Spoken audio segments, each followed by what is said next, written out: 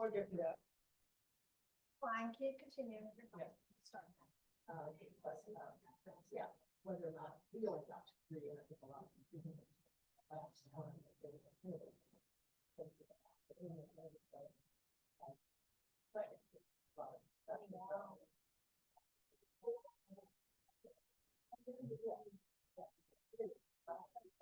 And we also gave her talk on silver linings, it wasn't over yet, but you probably started last week. Oh, I think. You had it?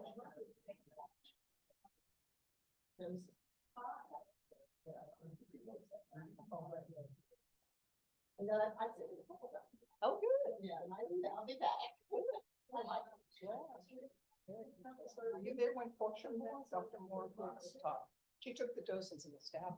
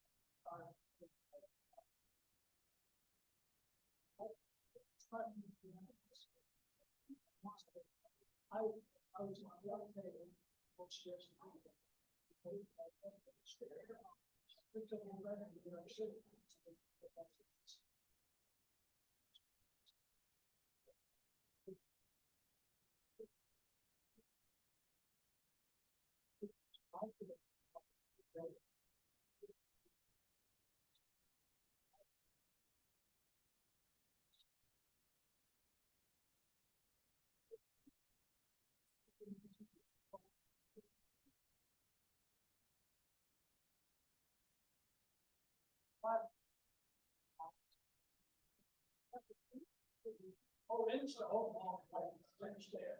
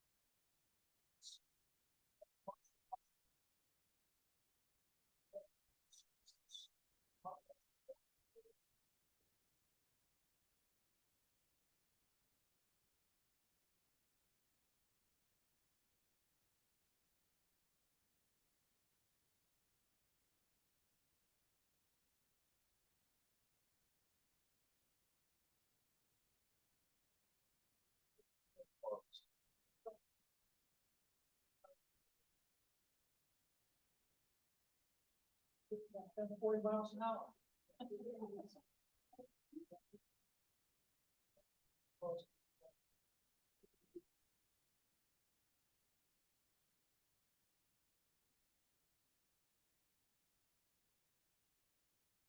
You say my little speech first? Will I say my?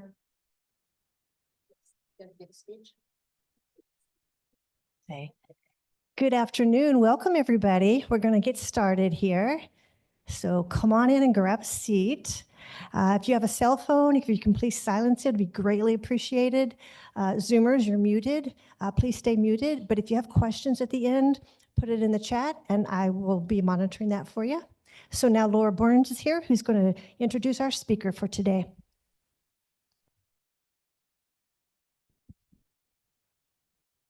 Hi, I just want to very quickly introduce our speaker.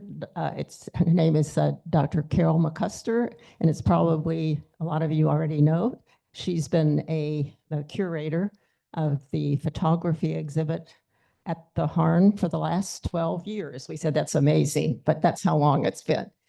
Before that, she has been many places, including, I guess it was 9 years at the Massachusetts College of Art in Boston. And she has her PhD, and that came from the University of New Mexico. Right. And she has done so many exhibits, both for the Harn and before, and many publications. But if I were to list all of them, she wouldn't have any time to talk. So anyway, I just want to turn it over to Carol. So hi. Hi. Thank you, Laura. Good afternoon, everyone. I don't want the mask to scare you. I'm doing it to protect myself and then to protect you too. And in fact, you know, today's topic is about travel, and I bet every one of us in this room loves to travel. And I'm going to be doing that in a couple of days and meeting up with my sisters up in Savannah. So I want to be healthy, and I know the flu is kind of going around too, so better safe than sorry. So I know that some of you have been to the Harn fairly recently, and that this is the latest exhibition that's up. You might already feel after the end of it that you've seen it. So, but you know, there's nothing like the real thing. And that's actually something that I always say to the students is, you know, they'll say, why are these photographs printed? You know, I can see these on my screen. And that kind of blows my mind. But there's nothing like a beautifully made print by a professional art photographer. And these artists that are in this show are some of the best. So this is part of my job, is to grow the Harn's photography collection. And this particular show, it had a funny and kind of interesting concept that came to me. First of all, I just want to point out that one of our new art professors, who is a video artist, allowed us to use an excerpt, a 6-minute excerpt for the front wall. So it's an actual road trip that he took, but then created through the video footage some very creative manipulation of the image. And he also believes what I believe, that's one of the 3 points I'm going to tell you about this show, that no landscape is ever empty, even when it looks it. So that's his point of view, and that's important to me, and maybe it's important to you, especially if you're into history, to know that in the United States, we have such a vast and varied landscape and vast and varied people living in it and the histories that they have lived in that landscape. So let's move on to just how I thought about this. And I thought I turned it on. Okay. So I lived in San Diego for 11 years and worked at the Museum of Photographic Arts there in Balboa Park. And one of the restaurants that was in San Diego was the 33rd Parallel, and I used to go to it all the time. It showed and decorated itself so that it kind of integrated various kinds of countries and cultural phenomenon, you know, things that they collected in pottery. But then the map at the bottom, you can see that the parallel, the 33rd parallel, hits certain parts of every country around the world, and this restaurant would serve food from those areas. It was such a great concept. And unfortunately, the pandemic hit it hard so that it closed. But this is the inception of riding the 33rd parallel. And there you can see some of the states. And I did have a UF geography professor tell me that I was not taking the 33rd parallel literally enough. And I said, that's correct. I am not. I'm riding the 33rd parallel. And what I put in the introductory text panel is to say that, you know, fasten your seatbelts, we're taking a ride. And these are all the states we're going to drive through, starting with Florida, ending in California. But more or less, we're riding the 33rd parallel. So that's my point of view right there. But when I started to investigate the 33rd parallel or aspects of the 33rd parallel, I found that there's sort of a cult thing, and you can do this. You can Google the 33rd parallel and see how many people are interested into the unique histories and phenomena, and then also difficult things or industries or alternative living styles. So you can see some of the cities, you know, the unique geography when you go from Florida, which is subtropical, to the dryness of California, the Mojave Desert, Death Valley, earthquakes, swamps, hurricanes, just so varied and beautiful. And then otherworldly alternative living. I've been to the biosphere. I don't know if any of you have in Arizona. Disneyland and Disney World, Burning Man, Coachella, and then the difficult histories of Emmett Till, Amador Flores, who I'll introduce you to, Juneteenth, the Alamo, and then NASA over here in industries, Hoover Dam, pulpwood land, photochemical plants, prisons, internment camps for my immigration centers, and then the spiritual.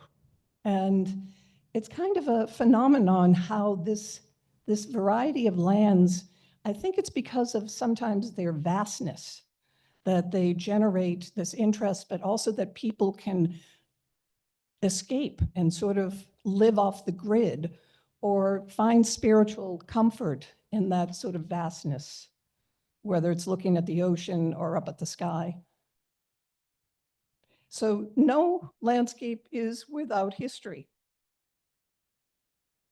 And I start off with the tidal wall having these two particular images as a point of departure, because the one on the left is here in Cocoa Beach in Florida. And it's right after there's been a launch out of Cape Canaveral. And it's 1983. And unbeknownst to me when I first started putting this together, that I didn't realize that Richard Mizrak's photograph is also 1983. And what a perfect bookmark, bookends for this exhibition. When you walk through the show, every one of the labels that are attached to the photographs have the shape of the state that you're in, so that you actually follow chronologically, if you will, through Florida and end up in California. So I had my intern at the time take this on to write something. I invite my interns to at least write 2 large extended labels for every exhibition that comes up so that they can contribute to the exhibition. It's a beautiful line on their resume, and it gives them the opportunity to research the photographers and what the content of the photographs is about. So the shuttle landing in Edwards Air Force Base, the launch beforehand, now it's not the exact same launch or ship coming down, but way in the middle of the one by Richard Mizrak, you can actually see it was the first time the Challenger was coming in for a landing at the Edwards Air Force Base. So one of the wonderful things, can I read you just a little bit what my intern wrote? I thought she was frickin' brilliant. She really nailed this. She said, these 2 photographs are taken in 1983 and are bookends to our road trip from Florida to California. Photographers Epstein and Mizrak capture similar yet different images. Cocoa Beach is up close. It has a flashbulb moment of bumper to bumper space tourism, while shuttle landing shows a vast dry lake runway as if taken from the narrow end of a telescope. Post-takeoff exhaustion at Florida's lush space coast is juxtaposed against the spellbound desert spectators of Edwards Air Force Base. The 1973 oil embargo has long receded in the rearview mirror as gas guzzling Americans race into the 1980s Star Wars fueled space craze to catch a glimpse of the final frontier. I just think that she did such a great job in describing the images by using things that are associated with being in a car, like the rear view mirror or, space fueled space wars. But just a great way to start the show. So you can see this up close. This is on my bucket list that I want to see a launch. Have any of you seen a launch out of Cape Canaveral? Yeah. I know it's a commitment, and very often they are canceled at the last minute. Isn't that right? So Mitch Epstein is famous for traveling around the United States and trying to find these very specific moments that are about the US. This is not something you'd see very easily in the south of France. And Richard Mizrak uses a large format camera. His prints are very, very large because he wants you to enter into them and be immersed in the vastness of them. So you probably are familiar, some of you, with Clyde Butcher, who is considered the Ansel Adams of Florida. And he has a wonderful profile in talking about Florida. He photographs exclusively the nature of Florida, and that he said, all of us have to find a way to love, and that his job is to help you love the landscape of Florida, to help preserve it. So this is Big Talbot. He usually prints very large, like Richard Mizrak, but this is a very small contact print. So the print is the exact size of his negative. So it's about 11 by 14. And Big Talbot in the mist. So it's an ocean view in the Atlantic. And then when you go around the entire show, you come to an ocean view of the Pacific. I'm not going to go through every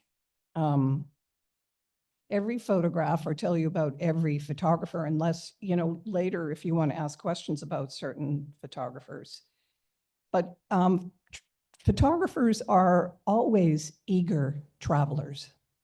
It is the way that they get to see the world and find their subjects. And to get on the road is one of the sure ways of guaranteeing that there's something that you will find worth photographing. So he did illuminate this in an RV camp, but he illuminated it with his headlights and also is using a beautiful Hasselblad camera. So this is also very large. So the detail is exquisite. He also photographed this RV park before Hurricane Charlie. And I've put little quotes along the road that you're traveling on to just give you things to think about the landscape that you're looking at. And I guess when Hurricane Charlie hit, that this particular place was just splintered and destroyed. And it's the nature of hurricanes in this part of the world, right? And this is just north of Jacksonville at the Georgia border. Beautiful swamps, and then industry back to back. And this is Mark Klett, who I want to read you a little bit about him because he also uses large format camera, that always has to be put on a tripod because exposures are longer because the film actually receives a lot of information. And so these are his contact sheets, but then he blew them up a little bit. And you can see a variety of different things in the landscape around Tallahassee. And to keep to the whole idea of that landscapes carry deep histories, we know all about clear cutting and the lumber industry in that part of the state. But he also managed to find this place up here, and that these are columns from Chair's Plantation. Do any of you know about Chair's Plantation? You do, yes. I bet. So I have some statistics because it was new to me. I didn't grow up here, but that plantation has now been swallowed up by the growth and overgrowth. But Marclette found it. And in the mid-19th century, this plantation, well, in the mid-19th century, this was the population of Florida. It was 140,424 people, 140,000, mid-19th century. And 44% of those people were enslaved. And their labor accounted for 85% of Florida's production in cotton and sugarcane. So it's part of Leon County, and that Tallahassee, being the capital of the state, was also the center of the slave trade. And so, yeah, in the 1860 census, 73% of the population consisted of enslaved Black people. So that is back in the mid-19th century. And, you know, it is what it is right now, but, you know, true to Florida development, you know, there's a house that you can see there in color. It's kind of like he took some of the photographs in black and white to indicate the past, but the present is much more colorful. But, you know, buildings continue to go up. So Klett, he likes to travel back to the 19th century in his mind and also in a lot of his photographs. He does series of rephotographic photography. And what rephotographing is he'll find 19th century beautiful images that are in the Library of Congress and then go find those places and rephotograph them. And for him, it's always just a reminder of time, and that photography is a beautiful recorder of time. And it also is a reminder to him and what he himself is contributing to history. I'm going to read you a quote that I put on the wall by Robert Macfarlane, who is like one of my latest discoveries and one of my favorite authors. And he's written a book called The Old Ways, and he follows old roads throughout Great Britain. And he says here that landscapes are memory shaping and time slipping. They are psychogeologies that combine human time with deep time. More and more, climate change is revealing our buried histories. Artifacts are bubbling up to the surface from down deep, archival and prophetic. They urge the question, what are we doing now that we will leave for the future? So I think that's apropos to certainly Mark Klett. You know, photographers to me are some of the most dedicated and committed people to their art form. They have to be. It's complicated. You have to get yourself uncomfortable for the most part to practice it. And so what I'm trying to prove with this exhibition is that these photographers take their work very seriously.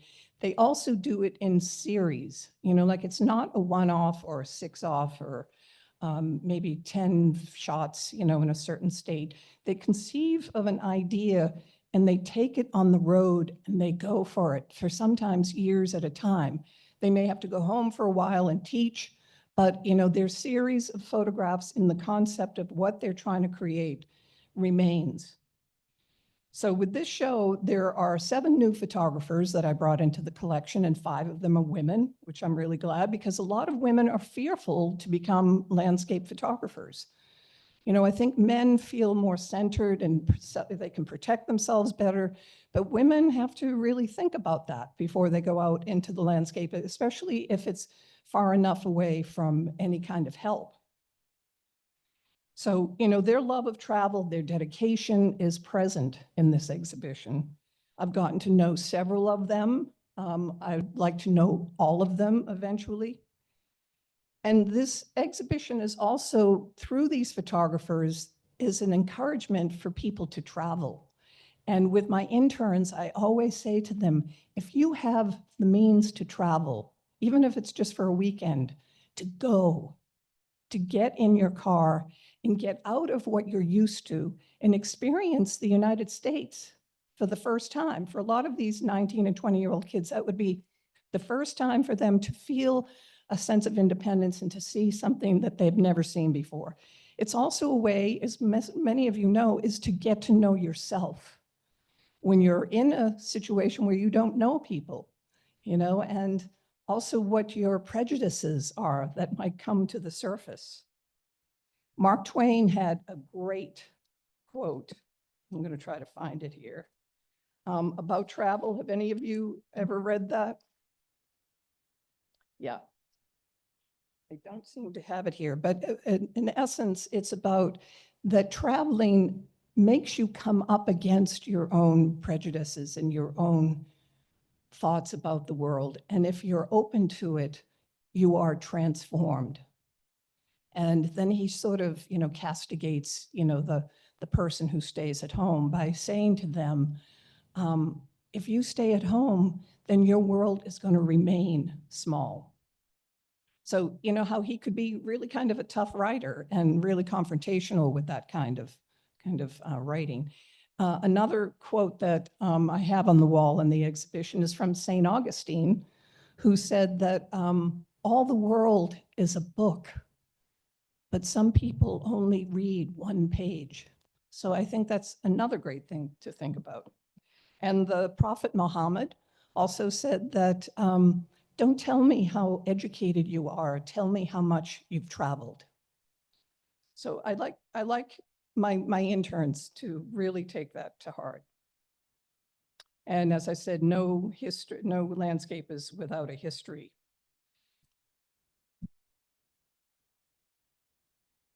So these I like just because of what they have in the center of them. In that chapel there in Alabama on the right, just the doorway inviting you into the dark, cool space of the church. And then if you're a secular person and find spirituality in the landscape, there's one just outside of Tallahassee. And then these are photographs from the collection that show in 1955, Bruce Davidson went on the road to photograph the civil rights movement. He was from New York City and went down and spent many years down there during the whole process of the civil rights into the 60s. And you see a woman who's picked some cotton and she's being paid. And then Tricia Hershey, who is the woman you see in this photograph. This is her concept. She had Charlotte Watts take the photograph for her. But she lays down in this empty factory with a beautiful gown on. And Tricia Hershey really believes that all of us, after we've worked hard, need to have the time and space for rest. And she started what's called the nap ministry, for us to actually take a nap when we need to rest our heart and soul and mind. So that's what she's doing here. And she superimposed the cotton fields underneath where she's resting as a statement probably to her ancestors. And again, Bruce Davidson in the time of change, photographing these women who he met. And obviously they like him and he likes them, and they're laughing and shaking one another's hands. And Sheila Pre-Bright took this image of Stone Mountain, which is outside of Atlanta. Have any of you been there? Yeah. So it's a relief, a huge stone relief, almost like the carvings at Mount Rushmore. You can see up in the top left, there's a gondola. So that gives you the scale of how huge this rock is. And carved into the center there, you can't really see it very well, but it's Jefferson Davis, Stonewall Jackson, and Robert E. Lee. So the three of the Confederacy.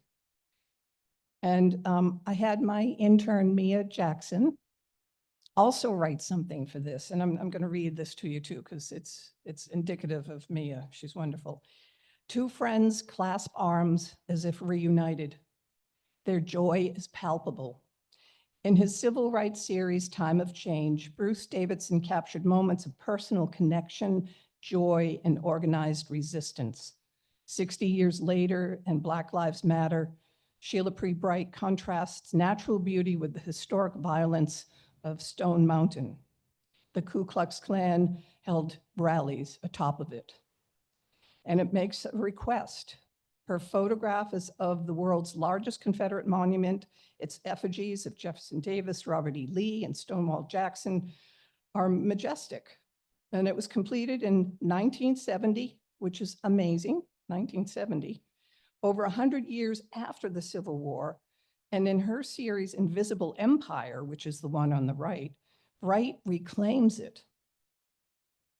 Surrounded by pre-colonial nature, she asks viewers, quote, to see how beautiful this park is, because it's placed right in the center of a park, but also how it's rooted in the symbolism of the Confederacy. Maybe as an artist, I can open a door which all of us can go through to a braver space where we can all come together and talk about this. So that's in Georgia. And this is another by a local photographer here. He's a doctor here in Gainesville. Bob Newman is his name. And he has produced a beautiful book about Emmett Till that is on the coffee table inside the gallery for people to look at. It's a rich history. It's not just about Bob's photographs. He also includes the story of Emmett Till and all the newspaper articles he transcribes and the photographs that illustrated the death of Emmett Till back in the mid-1950s. So it's a thorough research. And I purchased this one image because this is the ruins of the Bryant's grocery store where Emmett Till supposedly made a remark to the woman behind the counter, and of which his murder would occur 3 days later. But Money, Mississippi, this is just a ruin now, rightly so. You know, the trees are enveloping and collapsing it. The town of Money is very small, always was, and it's almost disappeared, but there is a historic marker outside this grocery store. Say it again. Yeah. This photographer, Don Norris, I gave him a prize in a juried show in New Orleans, and then he donated these 3 to us for the exhibition, and also a consummate photographer. I'll let you look at these when you come to the Harn in great detail, because again, he used a large camera, and the detailing on these is exquisite. Historical buildings. This is the Mississippi River. This is by a young photojournalist, up and coming, and this was on the front page of the New York Times last year, a year or so. And I just contacted her because I wanted to support her and also include something along the road in Mississippi on our trip. Industry, New Orleans. And then this is another Mizrac of Cancer Alley, which actually exists. It's a whole section of eastern New Orleans that interfaces with the petroleum chemical industries along the Mississippi. And it's actually created these areas of high cancer rates. Yes. That one. Isn't it? Why do you like it? Yeah.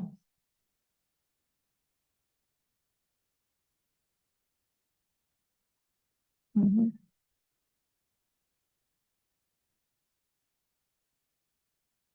Yeah, Michael Smith, he has since passed away in 2018, but some of you may know Mel Rubin. Mel and Lorna Rubin were huge supporters of the Harn. Lorna is going to be 95 this year. But Mel was a huge photo collector, and he knew both Paula Shamley and Michael Smith. They were married. And so we got a huge gift from Mel Rubin of their photographs. And Michael Smith was a great modernist. I mean, what you see here is all that perfect line, shape, shadow. It's very graphic, very beautifully composed. No horizon line at all. And this is him as well. He had a panorama camera where he would photograph throughout Louisiana and Cancer Alley. This is the same photographer at the top that took the Edwards Air Force Base photo that we looked at. There it is. So country is not just land, it's a world view. And this is Ray Hale, who lives here in Gainesville, and he was the director of the photography department at Santa Fe College for 30 years. Jerry Yulesman was the head of the photography department at UF for 30 years, and Ray Hale was his counterpart. So they knew each other well, and I wanted to include Ray in our collection because he taught so many people in this town, just like Jerry did, that I wanted his work to be part of it. And he took me on a little trip. You know, we went up to Melrose and had dinner, and he and his wife get on his motorcycle still. I mean, he's 75 years old, and they do road trips, and they always have. So this has been, you know, when he would go through New Orleans and Mississippi as well. The Ground Zero bar that you see in the top, that's owned by Morgan Freeman, the actor, and great music every night. And then this is a grocery store on the right that is also written large with excerpts of the Bible on the exterior, part of folk art, and they're trying to preserve it. Paula Shamley with Northern Texas, the dry panhandle compared to Galveston along the Gulf, hurricanes. So we're in Texas now. And Danny Lyon is also one of my heroes, a wonderful photographer, still working today. He was part of what is called the new journalism in the 1960s. That was some of the writers, Truman Capote was part of that, Joan Didion, Hunter S. Thompson. They were part of this new journalism that was about the reality in front of them that they would write beautifully about. And so Danny Lyon became part of what was called the new photojournalism. And with this project, he called it Conversations with the Dead. And it was a 2-year project where he lived just outside the prison gates for 2 years, rented a house, and every day got permission to go in and befriend these guys, write their histories, take their photographs. Beautiful book. Some of them were artists, so he reproduced some of their art in the back of the book. Just a real dedicated person, and then also became a documentary filmmaker. So yeah, these are some of his from the Ferguson prison farm.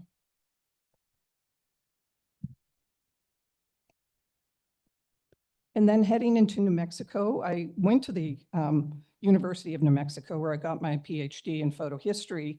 The university is noted for its huge photo collection and the number of important photographers and photo historians who have come through there to teach and to create work. And I was lucky enough to befriend Miguel Gandert, who's the photographer. He's an anthropologist, but also a photojournalist. And he created a beautiful book that also is on the coffee table. And he gave my predecessor a whole box of 50 photographs, 8x10 contact prints. And so these are some of them. And Amador Flores, who is someone I was not familiar with, but I'm going to read you just a little bit about him and why he is in prison here, is that in 1988, Tia Maria is a small village in northern New Mexico and was the site of a militant political showdown. Mexican Americans gathered to protect through armed resistance, and Amador Flores, pictured here, and his family, who were defending their own and their ancestors' land. Flores owned 500 acres of land, not large considering the size of New Mexico, that was being appropriated illegally by a Colorado developer. And so Flores served a jail sentence and was banned from occupying his home, but armed supporters stepped in and They stepped in and stayed on the land until an acceptable compromise was reached, and that wasn't for years later. And so the people of Tierra Amarilla to this day speak truth to power. They are still very vigilant about keeping their land grants and their land in their families. And they teach past histories and create new ones that are always coming up.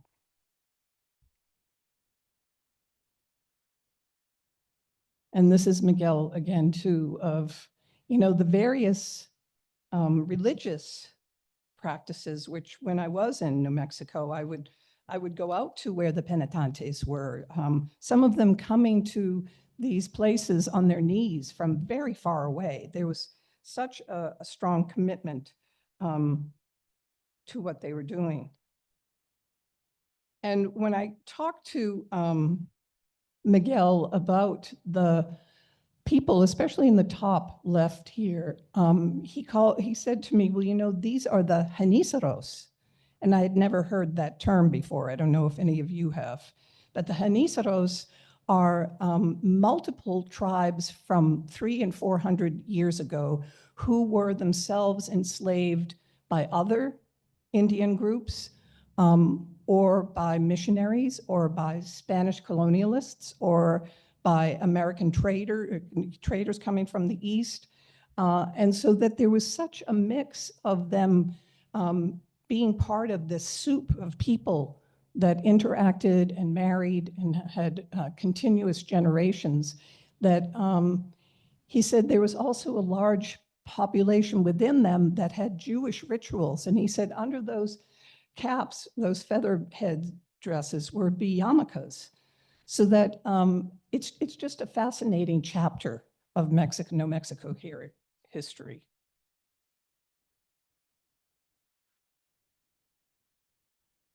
I just think that's a beautiful image. We're on the flight path from Miami, I think it is, or coming out of Tampa, but our skies very often can look like this. I don't know if you've ever noticed. And, those are roads up in the sky.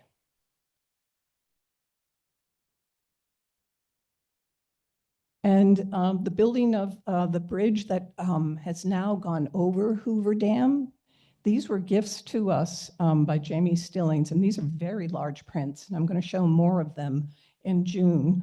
But the building of that bridge was just awesome and beautifully rendered by this photographer, also using a very large camera and photographing most of it by night. And now we're in California, so that we go from the dry deserts of Zabriskie Point to the ever-present gas stations in California, and the wind farms, freight trains outside of Palm Springs. And then this is a tintype, a diptych of two tintypes of surfers with their dog, and a cyanotype of the Pacific Ocean. So you've just experienced the exhibition. And if you want to make any comments or questions, but if not, I really hope I see you there. I think you're going to be taking a road trip again to the Harn possibly soon. Yeah. Any questions?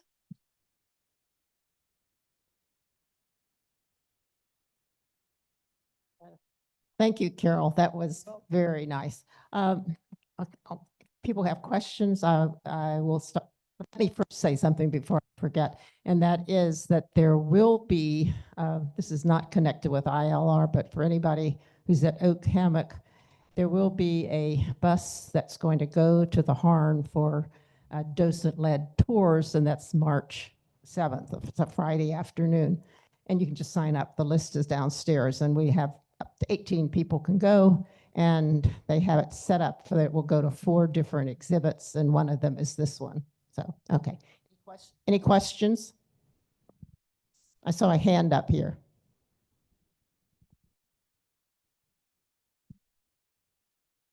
First, I wanted to thank you, Carol, for this exhibit. Okay. I had the pleasure of walking through it a couple of weeks ago, and I encourage everybody to do it in real time.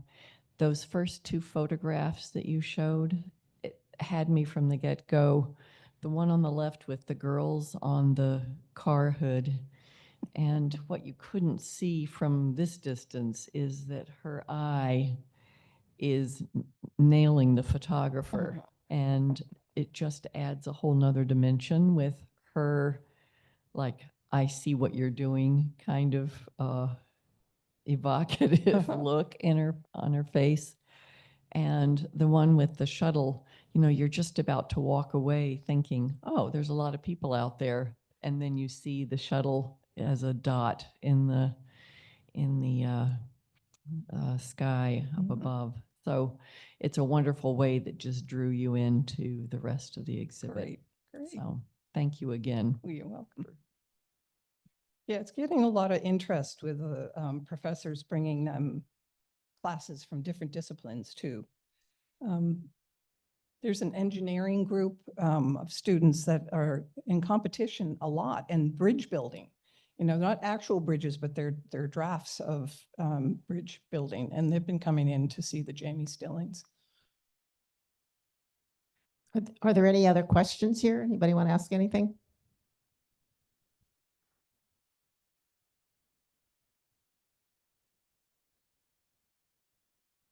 Okay, great. Thank you. The first one says, curious about the first photo that showed the gold dress, then the second one was blue. If it's of the same dress, can you say why the photos differed, maybe film or processing?